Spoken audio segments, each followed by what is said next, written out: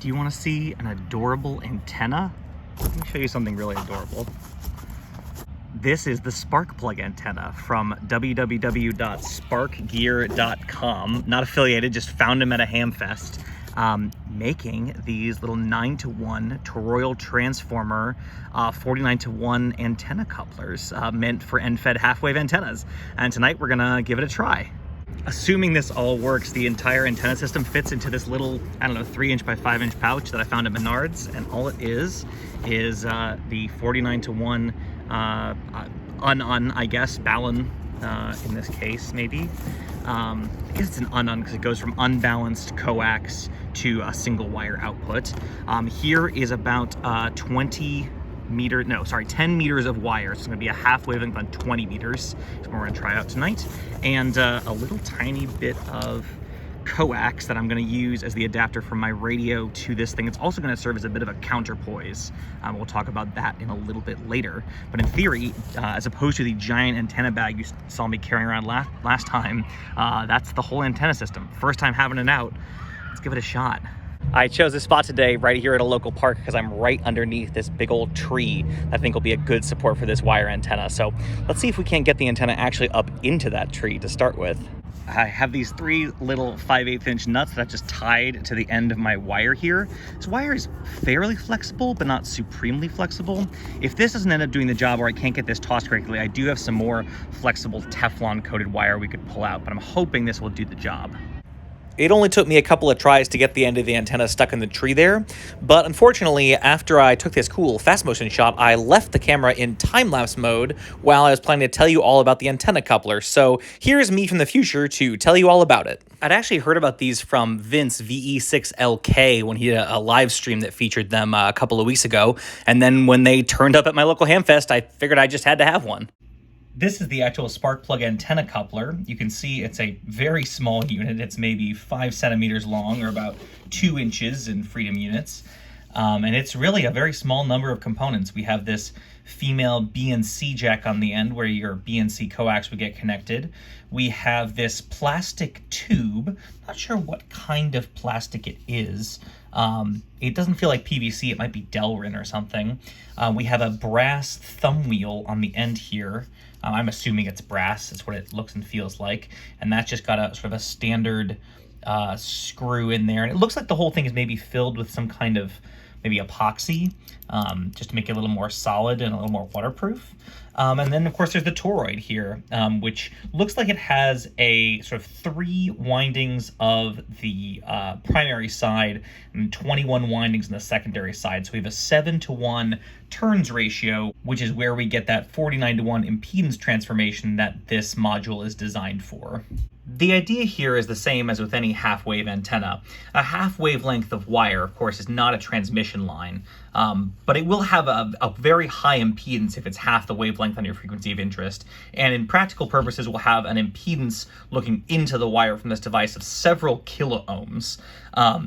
We use this 7-to-1 turns ratio transformer to do a 49-to-1 impedance transformation, and that, in theory, brings us close enough to 50 ohms that will have a decent match into our transmitter here. There are a wide range of impedances that this wire could present that would still leave us with a decent SWR on the radio side, so while this will only be a perfect 50 ohm match at one specific output impedance, there will be a lot of different lengths of wire that will get us close enough for a reasonably tolerant radio. As a real rough and ready example, I have a 2.7K resistor here on the end of that same bit of coax plugged into my nano VNA, sweeping from 500 kilohertz to 1 megahertz. Now already we can see this is not really going to act like an ideal resistor. It's a wire wound resistor, so the wires that are wound around inside there will start having reactive components. And already at 800 kilohertz, this is acting more like a 1.6K resistor than a 2.7K. But it's going to prove my point for me here. Let me attach this via our coupler here.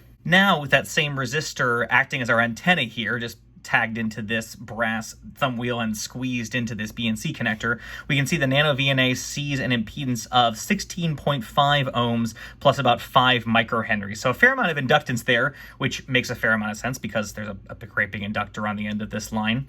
So not that this would be a good antenna by any stretch, but you can observe that we're taking a multi-kilo ohm resistance and transforming it down through this toroidal transformer to be a much lower resistance. In this instance, where our SWR for the world's worst antenna was, dozens to 1, now if this was our antenna, it would only be 3.8 to 1. And if our antenna was, a little bit more realistic, we'd have an even better match to 50 ohms at the transmitter end.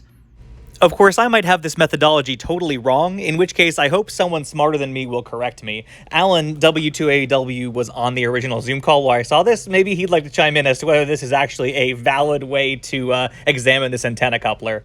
All right, back to past me in the field. Here's the Nano VNA H4 I'll be using to test with today. And before we hook it up to our antenna over here on port 0, we'll of course need to calibrate it for the frequency range we're interested in. I'm actually going to calibrate it for 3 different frequency ranges, one of which will be basically all of HF, one of which will be a sort of wide swath around 20 meters, because that's what the sort of frequency range that I'm interested in testing today. Maybe I'll do like 12 to 16 megahertz, and then one that's just the 20 meter band, 14 to 14.35 megahertz here in the States. But I'm not gonna make you watch all that. Let's skip to the end here. All right, we've got all 3 frequency ranges calibrated. I have it set back to the full HF spectrum here, so 3 to 30 megahertz. I'm gonna plug in my little tiny bit of coax here for the first time, and we'll see what it looks like on the VNA. I will show you in a second here. We'll get a close-up, but I get to see it first. So I plug this in here. Oh, okay, that's promising.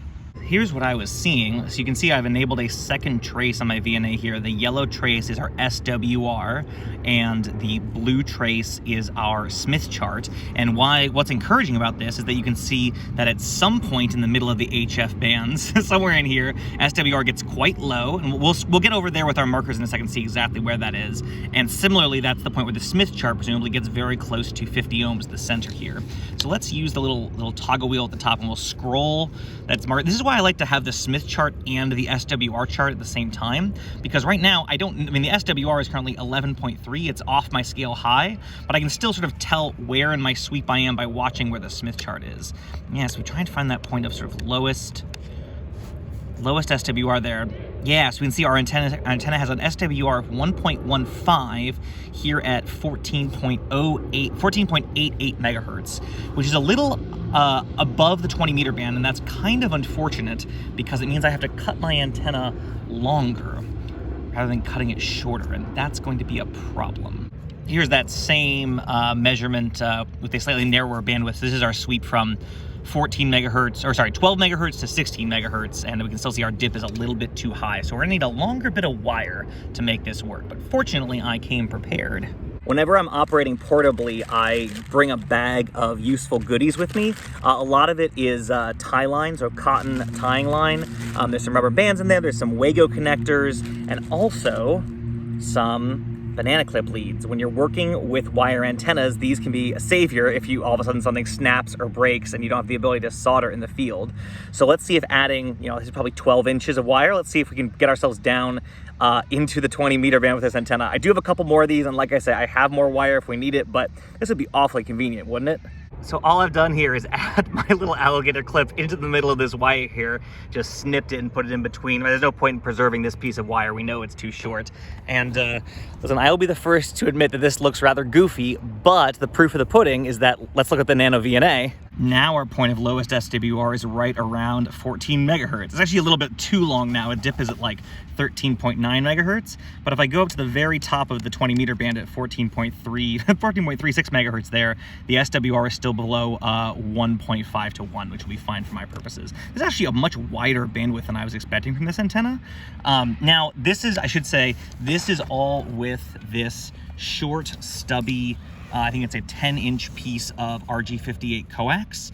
And I don't know how the properties of this antenna will change with longer or shorter bits of coax, because my understanding of an end-fed half-wave antenna is that really the transmission line is acting, in this case, like the counterpoise, right? Like it is the other part of the antenna. I've seen some convincing arguments online that make the point that an end-fed half-wave antenna is actually a very, very, very off-center fed dipole. So I'm curious to see, we'll play around with it a little bit. I have a 6-foot piece of coax, and I've got a 25-foot piece of coax. So I'm gonna put this on the air, see if it works, and if it does, we're gonna mess around with it and see what sort of the limits of its functionality are. All right, got the rig set up here. Same rig as last time, pretty much, except of course the antenna. FT891, stock microphone, Bio-NO 12 volt, 12 amp hour battery pack, power pole squid to tie them together.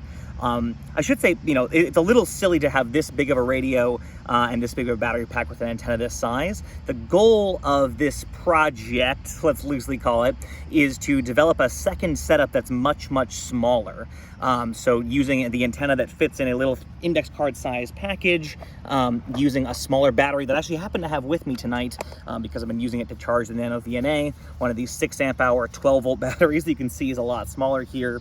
And something like a little ATS4, little portable CW only rig, very similar to the mountaintop radios you see now. And that means that my entire setup could be, you know, 2 pounds in a lunchbox size thing instead of 18 pounds in 4 bags. Which is a little bit silly if I'm doing something really quick and easy. But for tonight, I am a huge proponent of, if you're trying to learn about something or troubleshoot something, to only change one variable at a time. So for tonight, I'm going to use the same radio and battery and everything else, and I'm just changing out the antenna for the new one. So let's switch the radio on and see how it sounds.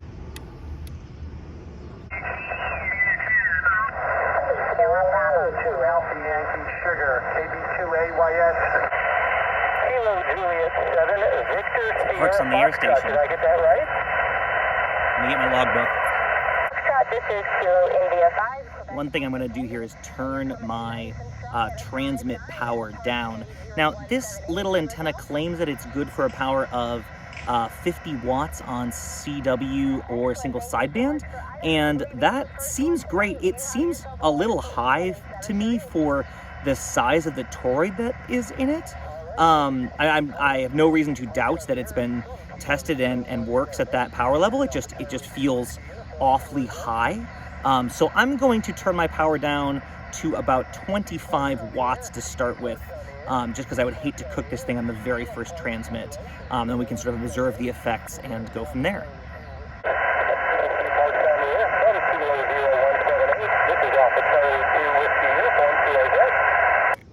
Kilo Niner Juliet Echo Foxtrot portable. Juliet Echo Foxtrot in it, please.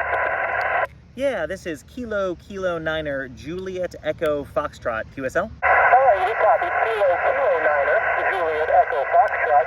You're coming in about a 5'4" into part Kilo 0178 QSL. QSL, you're about a 5 and 7 here, portable into Chicago. About a 5 and 7. Alright, thank you for the portable into Chicago at 5'7". Please stand by for a moment for a second contact from my wife. Kilo 9 Juliet Echo Foxtrot. This is Kilo India 5 Quebec Alpha Tango. You're coming in at about a 5'5", a 5'5" to part K0178.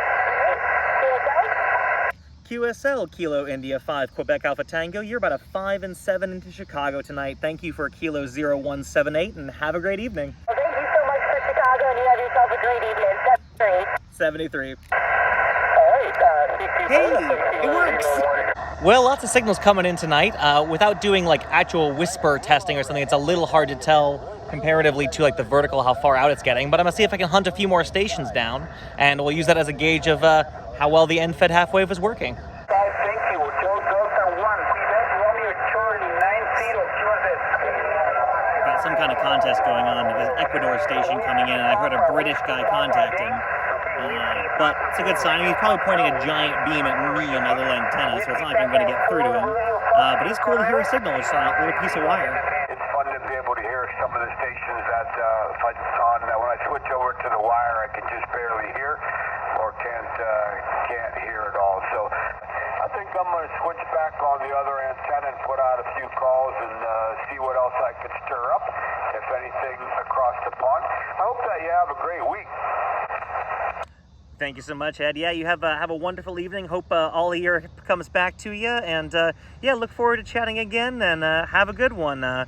Kilo Golf 8 Yankee Alpha, Kilo 9 Juliet Echo Fox 73, and clear. Yeah, I think you're looking at, a lot of people ask about those copper dish heaters. Not a bad night to be outside playing radio. It's really beautiful out here. What is that, some kind of antenna or something? Like I say, this park's only about 5 minutes walk from my front door, and you just can't beat it. I mean, sometimes there's a baseball game here, a soccer game, and you don't get the field, but it's really not bad.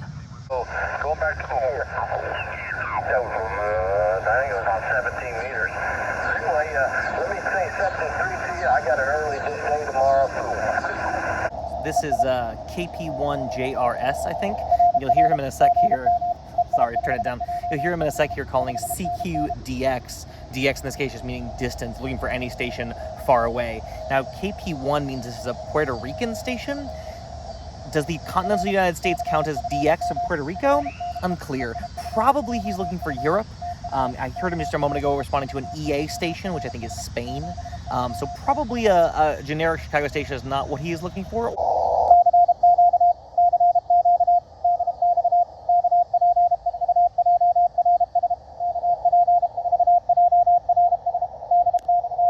I mentioned earlier that I was a little bit concerned about running 50 watts into such a small toroid, but I'm not super worried. I had a fairly long conversation on SSB with no noticeable heating. I've been doing a little bit of Morse code, a little bit of CW at 40 watts, and it seems to be fine. So I think this thing being rated at 50 watts CW and SSB turns out to be just right. Now, probably the reason it's specified as 50 watts CW and SSB is even though those are fairly active conversational modes, you're not literally outputting all, say, 40 watts of power at any given time. If you're running a digital mode like FT8 or FT4 or JT9, you could be transmitting at your full output power for 15 or 30 or 60 or 90 seconds at a stretch, depending on what mode you're using. And so rather than saying transmitting for, at 40 watts for 50% of the time on average on Morse code, or maybe 20% of the time on single sideband, digital modes tend to be a lot more aggressive in terms of how much they heat up your antenna elements. So I don't know that I would run, a full 50 watts of a digital mode into this. Maybe 25 or 20 watts is safer. But with Morse code or single sideband, this thing seems to be just fine at probably 50 watts. Well, now that I've verified the antenna basically works, let's mess with it a little bit and see how it reacts to changes in operating conditions. So right at the moment, I'm still running with this little 10-inch piece of coax as my, my transmission line and counterpoise. I'm still resonant around 13.8 megahertz, and you can see the shape of our SWR curve here, which I think will be most indicative. I've got a 2-to-1, let's look at a 2-to-1 SWR bandwidth. We can see the high end of it here is at about 14.6 megahertz. And for what it's worth, the wire is, I would say, loosely draping up into that tree there. You can probably just barely see that. So what I think I might do as a first test is just pick the Nano VNA up and walk it out and stretch the wire out taut and a little bit, oops, it fell out of the tree. Now with the antenna wire a little bit more taut, and the end a little bit further off the ground, I'm gonna have to sort of two-hand this here. Looks like the resonant frequency is maybe, if anything, a little bit lower, maybe 13.6 megahertz this time. And the 2-to-1 SWR bandwidth looks like the high point is still at 14.6. So our resonant point got lower in frequency, and our bandwidth got wider, which is quite good. I wonder if I were to just walk this in. I mean, at some point when this antenna wire touches the ground, imagine that's not going to be great for things. Well, maybe not. I mean, here's the thing. An SWR of 1 is not necessarily indicative of a great transmitting antenna, right? Because, I mean, a dummy load has an SWR of 1-to-1. But even with this antenna lying on the ground, I mean, it's still not entirely detuned. It's kind of interesting. Maybe having this wire link in place here may actually be a useful thing, right? Because I may need to want to shorten the antenna in certain conditions and leave it longer in other conditions. I made a bit of a linked 20-meter end-fed half wave. That's kind of an interesting thing.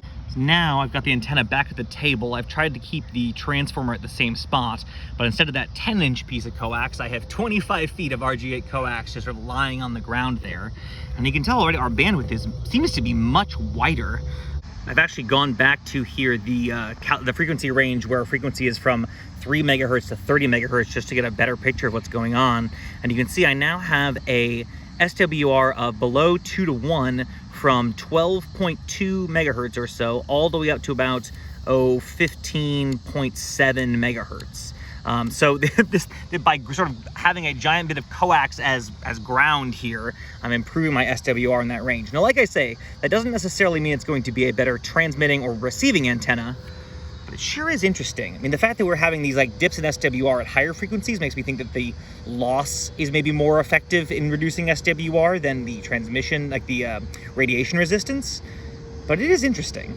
In any case, what's definitely clear is that coax length matters for an end-fed half-wave, right? The behavior of this antenna is very different with a 10-inch piece of coax and a 25-foot piece of coax in a way that, well, you wouldn't have a 10-inch piece of coax on your dipole, but in theory, coax length shouldn't make too much of a difference except in terms of absolute loss, whereas in this case, the coax is definitely a part of the antenna system and should be treated as such. Well, I'm losing the light and the camera's almost dead, but final word, I'm really impressed. I think it seems like it will hold up to 50 watts. It behaves as advertised, right? If you cut your wire length right, it seems like you could be pretty safe without a tuner as long as your radio would, handle a, maybe a 2 or 2.5 to 1 SWR, which a lot of modern radios will.